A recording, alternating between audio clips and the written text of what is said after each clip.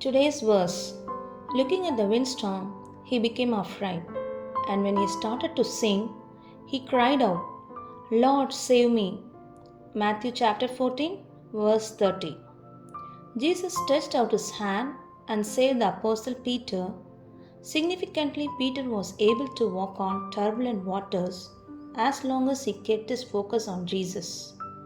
But when Peter looked at the storm, he became overwhelmed with fear and doubt and began to sink.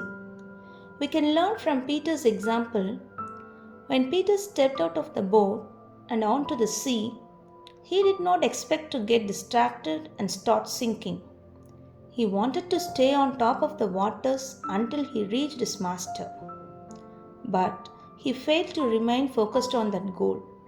Granted, we cannot walk on water, but we do face tests of faith.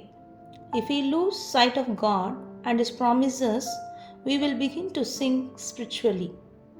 No matter what figurative storms come up in our life, we must keep our mind focused on God and His ability to help us. Amen.